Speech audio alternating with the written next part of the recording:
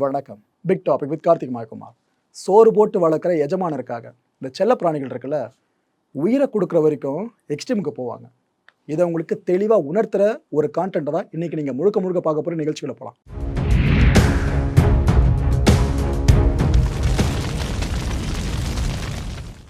நம்ம அரியலூர் மாவட்டம் ஜெயங்கொண்டானுக்கு அருகில் கழுவன் தோண்டி அப்படின்ற ஒரு கிராமம் இருக்கு.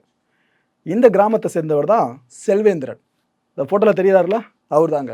இவர் ஒரு ரிட்டையர்டு போலீஸ் எஸ்ஐ. இவரோட மனைவி பேர் சாந்தி. இந்த தம்பதிக்கு 2 மகன்கள். மூத்தவர் பேர் கலைவான, இளையவர் பேர் கணேஷ். இவங்கெல்லாம் ஒரு கூட்டு குடும்பமாக அந்த பகுதியில் வசிச்சுக்கிட்டு இருக்காங்க. இந்த குடும்பத்தில் இன்னும் சில உறுப்பினர்களும் இருக்காங்க. அது இவங்க தான். ஃபோட்டோலே பார்த்துருப்பீங்க. ஆக்சுவலாக இந்த டாக்ஸன் வகை நாய்கள் கேள்விப்பட்டிருக்கீங்களா? ரொம்ப குட்டையாக இருப்பாங்க. அந்த பசங்க வளர மாட்டாங்க பெருசாக. ஆனால் அந்த பசங்களை மாதிரி விசுவாசத்தில் செழிச்ச நாயின்னு ஒன்றத்தை நீங்கள் தேடி தான் பொறுக்கணும். அந்த அளவுக்கு எஜமானருக்கு விசுவாசமாக இருக்கிற ஒரு நாய் இனம் தான் இந்த டாக்ஸன். ஒரு 11 வருஷத்துக்கு முன்னாடி இந்த டாக்ஸன் குட்டியாக ஒன்று கிடச்சிருக்கு. அதை இவங்க எடுத்து வளர்க்க ஆரம்பிக்கிறாங்க, செல்வேந்திரன் குடும்பத்தினர். அவனோட பேர் ஹென்ரிங்க. இந்த அழகாக படுத்துட்டு இருக்கால, அவனோட பேர் ஹென்ரி. நல்லா பொட்டங்கிட்டமாக வச்சு நம்ம கல்ச்சருக்கு அப்படியே மாறிட்டு இருக்கான். ஆக்சுவலாக ஜெர்மன் ஆரிஜினாக வச்சுருந்த ஒரு ப்ரீடுன்னு சொல்லுவாங்க இவனை. பிரிட்டிஷில் க்ளோன் பண்ணி அதுக்கப்புறம் ஜெர்மன் வரைக்கும் போயிட்டு அதுக்கப்புறம் பல நாடுகள்லேயும் இவன் பரவி இருக்கான். இந்த கூட்டு குடும்பத்தில் புதிய மெம்பராக நம்ம ஹென்றி மாறினதுல இருந்து இவனை ஒரு பையனாக மட்டும் தான் பார்த்து வளர்த்துருக்காங்க. அந்த அளவுக்கு நாய்கள்லாம் பொதுவாக எமோஷனாக கனெக்ட் ஆகும்னு சொல்லுவாங்கள்ல மனுஷங்க கூட. அந்த விஷயத்தை இந்த ஃபேமிலியை பார்க்குறப்ப நம்மளால் தெளிவாக புரிஞ்சிக்க முடியும். குடும்ப சுப நிகழ்ச்சிகள் இருக்குல்ல, அதாவது என் குடும்பத்தில் இவங்களாம் இருக்காங்கப்பா ஃபோட்டோ எடுங்க அப்படின்னு சொல்கிற அந்த சூரிய வம்சம் சீக்வன்ஸ்லாம் ஞாபகம் இருக்கும் உங்களுக்கு. அது போல் இவங்களோட ஃபேமிலி ஃபங்க்ஷன் சார்ந்து எதனா ஒரு ஃபோட்டோ எடுக்கிறதா இருந்தால் அந்த இடத்துல யார் இருக்காங்களோ இல்லையோ ஹென்றி உள்ளே வந்துடுவானா. அவள் இல்லாமல் அவங்க ஃபோட்டோவுக்கு போஸ்ட் கொடுக்கவே மாட்டாங்களாம். வாய் வார்த்தையாக சொல்லலை, இருக்கிற ஒவ்வொரு ஃபோட்டோஸை பார்த்தீங்கன்னா உங்களுக்கே தெரியும். எங்கே போனாலும் ஹென்ரியை கூட அழைச்சிட்டு போகிறது, அவனுக்கு எதனா பிரச்சனை ஒட்டுமொத்த குடும்பமும் துடிச்சு போகிறது. அதாவது வீட்டில் நம்ம குழந்தைய வளர்க்குறப்ப ஏதாவது ஒரு ப்ராப்ளம்னா வளர்க்குற நாம் எப்படி துடிச்சு போவோம், இதே போல் தான் ஹென்ரியை ஃபுல்லாக அந்த குடும்பமே பார்த்துருக்கு. ஆனால் அந்த ஹென்றி அந்த குடும்பத்தை இன்னொரு படி மேலே பார்த்துருக்கான். அதனால தான் இப்போ இந்த கான்டென்ட்டில் இவ்வளோ தூரம் உங்கள்கிட்ட பேசிக்கிட்டு இருக்கேன். ஹென்ரிக்காக இந்த குடும்பம் பல விஷயங்களை பண்ணியிருக்கு. அதில் பிரத்யேகமாக ஒரு விஷயம் சொல்லணும்னா, பொதுவாக தீபாவளி டைம்லலாம் பட்டாசு வெடிப்பாங்கள்ல, அப்போ தெருவில் பார்த்தீங்கன்னா நாய்கள் பெருசாக இருக்காது. ஏன்னா எல்லாம் பயந்து போயிட்டு அங்கங்கே ஓடி போய் ஒளிஞ்சிக்கிட்டு இருக்கும். இந்த ஹென்ரிக்கும் பட்டாசுனாலே பயம். இதனால் அந்த ஃபேமிலி என்ன பண்ணியிருக்கு, தீபாவளியை கொண்டாடுவாங்க. ஆனால் பட்டாசு, இந்த சத்தம் எழுப்புகிற பட்டாசுகள் இருக்குல்ல, அதை வெடிக்கவே மாட்டாங்க.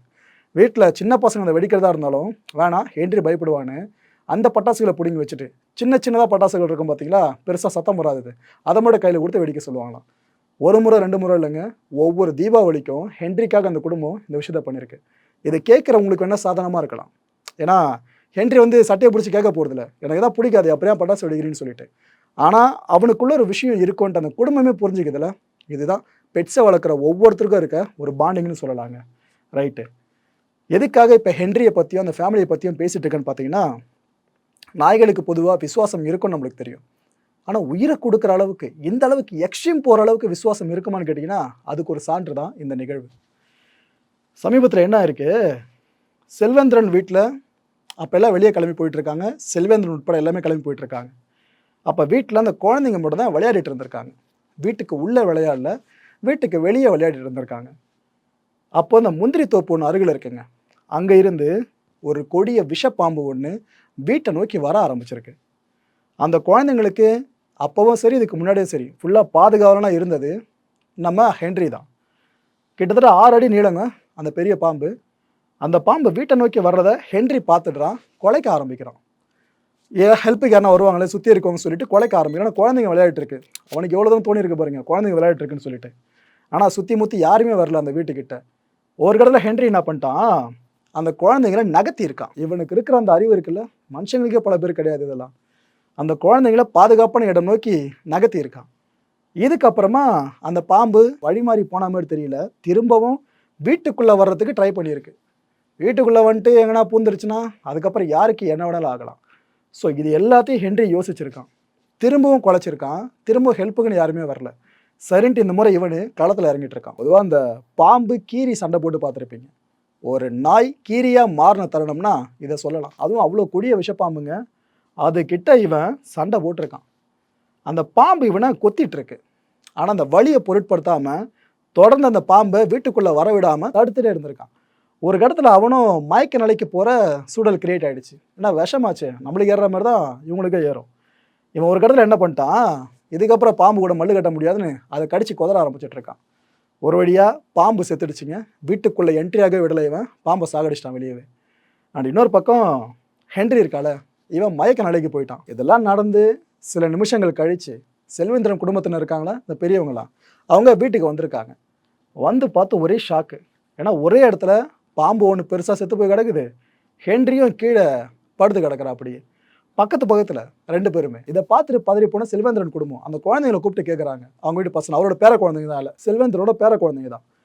கூப்பிட்டு பேசுகிறப்ப அந்த குழந்தைங்க சொல்லியிருக்கு, இது போல் பாம்பு வந்துச்சு, ஹென்றி சண்டை போட்டான், இது போல் நடந்துருச்சு அப்படின்ட்டு. உடனடியாக ஹென்ரியை தூக்கிக்கிட்டு ஹாஸ்பிட்டலுக்கு ஓடுறாங்க அந்த குடும்பம். அதுவும் நம்ம வீட்டில் குழந்தைங்களை எதனா அடிபட்டுட்டு ஹாஸ்பிட்டலைஸ் பண்ணுறப்ப கதறி அழுதுறபடியே ஓடுவோம் பார்த்தீங்களா, லிட்டரலாக இது மாதிரி தான் அந்த குடும்பமே பிஹேவ் பண்ணியிருக்காங்க. அவனை காப்பாற்றணும்னு சொல்லிட்டு அப்படியே ஹாஸ்பிட்டலுக்கு ஓடி இருக்காங்க. ஆனால் ஹாஸ்பிட்டல் அவங்க ரஷ் பண்ணியும் பிரயோஜனம் இல்லை. டாக்டர் சொல்லிட்டு இருக்காங்க, இல்லை பாம்பு விஷம் ஃபுல்லாக ஏறி செத்துட்டான் அப்படின்னு சொல்லிட்டு. அதுக்கப்புறம் அந்த குடும்பமே உடஞ்சி போயிட்டுருக்குங்க. வீட்டில் அவங்க ஹென்ரியோட நிலைமையை பார்த்து உடஞ்சாங்களே, அதை விட ஒரு படி மேலே ஹாஸ்பிட்டலில் ஃபுல்லாக உடஞ்சே போயிட்டுருக்காங்க அந்த கால்நடை மருத்துவமனையில். சரி, நமக்காக ஏதோ ஒருத்தன் பண்ணியிருக்கான் ஹென்றி, இதை அப்படியே விட்டு போவோம் அப்படின்னு தான் சில பேர் நினைப்பாங்க. இந்த குடும்பத்துக்கு அவன் மேலே எவ்வளோ பாசம் இருக்குன்றதை இந்த ஒரு நிகழ்வு உங்களுக்கு உணர்த்தும். ஸ்க்ரீனில் பார்த்துட்டு இருக்கீங்களே, இதை உருவாக்குனது செல்வேந்தனோட குடும்பத்தினர் தான். இதுதான் நம்ம ஹென்றி. அவன் பொட்டு வச்சு அழகாக இருக்க ஃபோட்டோ போட்டிருக்காங்க. வீர மரணம். இந்த எல்லையில் சோல்ஜர்ஸ்லாம் உயிர் நீத்தாங்கன்னா வீர மரணம்னு குறிப்பிடுவோல, அது போல தான் குழந்தைங்க உயிரை பாதுகாக்க, எங்கள் குடும்ப குழந்தைங்க உயிரை பாதுகாக்க எங்கள் குடும்ப உறுப்பினராக ஹென்றி அவனோட உயிரை விட்டுருக்கான்னு வீரமரணம் வார்த்தையை பயன்படுத்தியிருக்காங்க. தன் உயிரையும் பொருட்படுத்தாமல் தன் உயிரை கொடுத்து எங்கள் உயிரை காத்த இதய தெய்வமான ஹென்றி.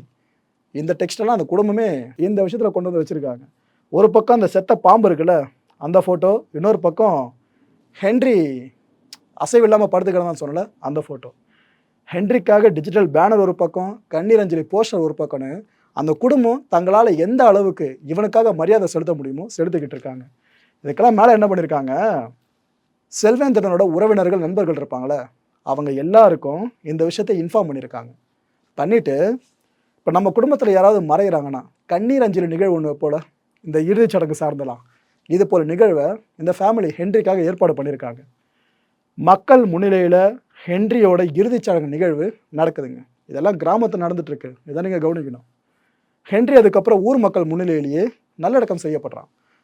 ஒருத்தர் 2 பேர் இல்லைங்க, பல பேர் எழுதியிருக்காங்க. ஏன்னா இவனை பற்றி தெரியாதவங்க கூட இது போல் குழந்தைங்களை பாதுகாக்க உயிரை விட்டுருக்காங்கன்னு சொல்லிட்டு அந்த விஷயத்தை தெரிஞ்சுக்கிட்டு அழ ஆரம்பிச்சிருக்காங்க. 14 நாட்கள் துக்க தினம் அனுசரிப்பாங்களே இந்த இறுதிச் சடங்கு நிகழ்வு சார்ந்து, அது ஹென்ரிக்கும் இந்த வாட்டி நடக்குது. செம ஸ்டோரி இல்லைங்க. கேட்கும் போது நமக்கே பெட்ஸில் வர நீங்கள் இருக்கீங்க அப்படின்னா, என்னப்பா இந்த அளவுக்கு விசுவாசமாக இருந்திருக்கான் ஹென்றி, இப்படி தான் நினைப்பீங்க. ஆனால் அந்த குடும்பத்தில் ஒருத்தராக இருந்தீங்கன்னா இன்னும் உடஞ்சி அழுதுகிட்டு தான் இருப்பீங்க. மனுஷங்களில் யாராவது நம்மளை விட்டு பிரியிறாங்க, ரொம்ப நெருக்கமாக இருந்தவங்க உயிர் பிரியிறாங்க அப்படின்னாலே நம்மளால் தாங்க முடியாது. இது அதை விட கொடுமைங்க. குடும்பத்தில் இருக்க ஒரு குழந்தைய காப்பாற்ற உயிரை விட்டுருக்கால, எவ்வளோ பெரிய விஷயம் இதெல்லாம். ஆக்சுவலாக இந்த டாக்ஸன் இருக்காங்கள, இந்த இன நாய்கள்லாம், இவங்களை பற்றி சில ஃபேக்ட்ஸை இப்போ உங்ககிட்ட கொடுக்குறேன். ஆக்சுவலாக இது ஒரு ஜெர்மன் மொழிங்க, இந்த பேர் டாக்ஸன் அப்படின்றது. இதுக்கான ஆங்கில அர்த்தம் பேட்ஜர் டாக் அப்படின்னு சொல்லுவாங்க. பேட்ஜர்னா பேட்ஜர்ஸ் பார்த்துருப்பீங்களே, ஹனி பட்ஜர்லாம் பார்த்துருப்பீங்களே, கிட்டத்தட்ட இந்த டாக்ஸன் மாதிரி தான் இருப்பாங்க பார்க்குறதுக்கு, ரொம்ப தட்டையாக அப்படி இருக்கும் அந்த ஒரு உயிரினம் பார்க்குறதுக்கு. அந்த காலகட்டங்களில் இந்த பேட்ஜர்ஸை வேட்டையாடுறதுக்காகவும் பேட்ஜர் முறையிலேயே வேட்டையாடுறதுக்காகவும் இந்த டாக்ஸன் நாய்கள் இருக்குல்ல, இதை பயன்படுத்தி இருக்காங்க. முதல்ல வேட்டையாடியாக இருந்த இந்த நாய் இனத்தை தான் அப்படியே வளர்ப்பு நாயாக வீடுகளில் சேர்க்க ஆரம்பித்தாங்க. இப்போ விசுவாசத்தோட உச்சமாக இந்த டாக்ஸன் இருக்குது. தலைவன் பார்க்குறதுக்கு குட்டையாக இருப்பாங்க, ஆனால் விசுவாசம் ரொம்ப ரொம்ப பெருசு. இவனோட ஆயுட்காலம் எடுத்துக்கிட்டிங்கன்னா 12 வருஷங்கள்லேருந்து 15 வருஷம் வரைக்கும் உயிர் வாழ்வான். சில டாக்ஸனை பொறுத்த வரைக்கும் 18 வருஷம் 21 வருஷம் உயிரோடு இருந்திருக்காங்க. உலகம் முழுக்க எடுத்திங்கன்னா அது ஒரு ஸ்டாட்ஸ் தனியாக இருக்குது. நாய்கள் இனத்தில் எவ்வளோ வருஷங்கள் உயிரோடு இருக்கிறதே பெரிய விஷயங்க.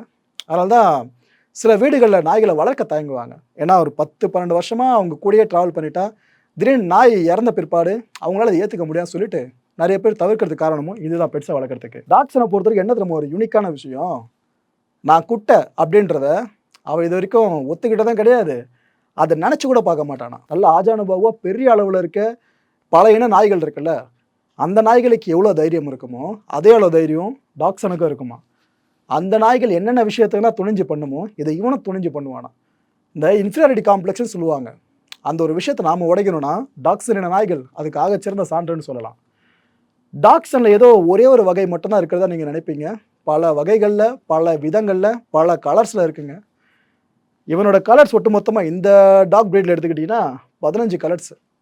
அதுவும் 6 மார்க்கிங் டைப்ஸ் இருக்குது. இதோட பாடி பேட்டர்ன்ஸ் ஃபுல்லாக பார்த்தீங்கன்னா மார்க் பண்ணியிருக்கோம் பார்த்தீங்கன்னா அது மட்டுமே 6 மார்க்கிங் டைப்ஸு. இவனோட கோட் டைப்ஸ் பார்த்தீங்கன்னா 3 வருதுங்க. இவனோட சைஸும் 3 வகையாக வெவ்வேறாக மாறி நிற்கிது. சில டாக்ஸன் பார்த்தீங்கன்னா முடி பயங்கரமாக அடர்த்தியாக வச்சுக்கிட்டு இந்த பொமேரியன் இருக்குல்ல, அதே ஒரு 4-5 மடங்கு முடி அதிகமாக இருந்தால் எப்படி இருக்கும், அந்த ஷேப்லாம் டாக்ஸன் இருக்காங்க. அமெரிக்காவில் தான் இந்த டாக்ஸின் நாய்கள் ரொம்ப பிரபலம். எஜமானுக்காக எந்த எக்ஸ்ட்ரீமுக்கும் உயிரை கொடுக்குற அளவுக்கு எக்ஸ்ட்ரீமுக்கும் போகிற இந்த டாக்ஸன் இருக்காங்களே, இவங்களை நீங்கள் வீட்டில் வளர்க்குறீங்க அப்படின்னா, இந்த பெட்ஸை கேர் பண்ணுறவங்க கால்நடை மருத்துவர்கள் வரைக்கும் சொல்கிற விஷயம், ஒரு டாக்ஸனை வளர்க்காதீங்க, கூட இன்னொருத்தனை சேர்த்து வளங்க. ஜோடியாக இருக்கிறது தான் டாக்ஸன் வளர்ப்புக்கான முதல் படின்னு பல பேருமே சொல்கிறாங்க. ஸோ இந்த வீடியோ பார்த்துருக்கவங்களுக்கும் இதை தான் சொல்கிறேன். மக்களே, இந்த கான்டென்ட்டை பொறுத்த வரைக்கும் நாமெல்லாம் சிந்திக்க வேண்டிய மிக முக்கியமான விஷயங்கள், முதன்மையான விஷயம், நாமெல்லாம் நாய்க்கு உணவு தரத்தை கூட யோசிப்போம். ஆனால் நாய்கள் உயிரை வரைக்கும் கொடுக்குது. இந்த விஷயம் இன்னும் பல பேருக்கும் புரியாமல் பெட்ஸுனாலே கோபப்படுறது, பெட்ஸுனாலே அதை வளர்க்குறவங்கள வச்சு ஒரு மாதிரி பேசுறது, ரோட்டில் ஒரு பெட்டு இறந்து கிடக்குது அப்படின்னா நமக்கு என்ன வேறு வேலை இருக்குன்னு பார்த்துட்டு போகிறது, அதை யாராவது ரெஸ்கியூ பண்ண போகிறாங்கன்னா அவங்கள பிடிச்சி தடுக்கிறது, இந்த கேவலமான வேலையில் மனுஷ பிறப்புக்கு நாம் ஈடுபட்டுருக்கோம். ஒரு வேளை சோறு போட்டிங்கன்னா உயிரை கொடுக்குற அந்த ஒரு விசுவாசம் இருக்குல்ல, இவனுங்களை தவிர வேறு யார்கிட்ட போய் கிடைக்க முடியாது. ரெண்டாவது சிந்திக்க வேண்டிய விஷயம், மனுஷங்களுக்காக உயிரை கொடுக்குற அளவுக்கு இவங்க ரெடியாக தான் இருக்காங்க. ஆனால் நாம் என்ன பண்ணுறோம், சில பூனைகள் வீடியோலாம் பார்த்துருப்பீங்களே, கழுத்தில் சுருக்க மாட்டி தொங்க விட்டு அதை சித்திரவதைப்படுத்தி சாகடிக்கிறது. அப்புறம் போட் இருக்கும் கடற்கரை ஓரமாக, கேரளாவில் நடந்துச்சு கொடுமை. அந்த போட்டோட கார்னரில் நாயை தூக்கமாடி தொங்க விட்டு அதை பல ஏர் அடித்து சாகடிக்கிறது, உயிரோடு வச்சு எரிக்கிறது. இந்த கொடுமையில் வேறு யாரும் பண்ணல, ஒரு நாய் இன்னொரு நாய்க்கு பண்ணல, மனுஷங்க நாய்களுக்கு இந்த வேலையை பார்த்துருந்தாங்க. நிறைய உயிரினங்கள் பூனைகளுக்கு எவ்வளோ கொடுமைலாம் பண்ணியிருந்தாங்க. பட்டாசுங்க, உயிரோடு இருக்கிற நாய்கள் பூனைகள் மேலே பட்டாசு தூக்கி போடுறது, இந்த கொடுமைலாம் பண்ணி வச்சுருக்காங்க. ஆனால் நாய்கள் பண்ணுறது, நாம் அதை வளர்த்தா உயிரை கொடுக்க ரெடியாக இருக்குது. யார் நாயினே தெரில. மூணாவது சிந்திக்க வேண்டிய விஷயம், பெட்ஸை வாங்கிறத விட தத்தெடுங்க. இதுதான் ரெக்கமெண்டபுள்னு சொல்கிறாங்க பல பேருமே. ஏன்னா சில பேர் என்ன நினைப்பீங்க, ஒரு 10,000-15,000 வச்சு ஒரு ஹை ப்ரீடாக ஒன்று எடுத்துடலாம் அப்படின்னு சொல்லிட்டு, ப்ரீடில் என்ன ஹை லோனு, எல்லாம் உயிர் தான், அப்படி பார்த்துட்டு போயிடலாமே. நீங்கள் அடாப்ட் பண்ணுறீங்கன்னா அதை விட பெஸ்ட்டான விஷயம் பெட்ஸை வளர்க்குறதுல வேறு எதுவுமே இருக்காது. நாலாவது சிந்திக்க வேண்டிய விஷயம், உணர்வு அப்படின்றது எல்லாருக்கும் ஒன்று தான். விக்ரம் அதில் சொல்கிற மாதிரி தான் சொல்கிறேன். எமோஷன்ஸில் நாய் என்ன மனுஷன் என்ன, மனுஷன் கூட யோசிப்பாங்க சுயநலமாக, என் உயிரை கொடுத்து காப்பாற்றணுமான்ட்டு. ஆனால் தம்பிங்களாம் யோசிக்கிறதே இல்லை. எனக்கு இது பண்ணிக்கல, நான் உங்களுக்கு எதையும் பண்ணுறன்ற மாதிரி தான் இப்போ வரைக்கும் பண்ணிக்கிட்டு இருக்காங்க. இப்போ உங்களுக்கே டவுட் வரும், உண்மையிலே நாயின்ற பேரை யாருக்கு வச்சுருக்கணும்னு சொல்லிட்டு. மக்களே, சொன்ன விஷயம் எடுத்து யோசிச்சு பாருங்கள். ஹென்ரியோட ஆன்மா சாந்தி அடைய இறைவனை பிரார்த்தனை பண்ணலாம். எல்லாருமே மனுஷங்க மட்டும் தான் இறந்தா பண்ணணும் இல்லை, ஹென்ரியை சேர்த்து பண்ணலாம். சில பேர் வாதம் பண்ணுவாங்கள்ல, விலங்குகளுக்குலாம் ஆன்மா கிடையாதுன்னு சொல்லிட்டு. மனுஷங்களுக்கு அந்த வாதம் இப்போ வரைக்கும் போயிட்டு இருக்கப்ப அந்த வாதத்தை நம்ம பெருசாக எடுத்துக்க முடியாது. அடுத்த நிகழ்ச்சி சந்திக்கலாம். நன்றி, வணக்கம். வணக்கம் மாயம் ஸ்டுடியோஸ் நண்பர்களே. மாயம் ட்ரெண்ட்ஸ் அப்படின்ற ஒரு புதிய ஃபேஸ்புக் பேஜை ஓப்பன் பண்ணியிருக்கோம்.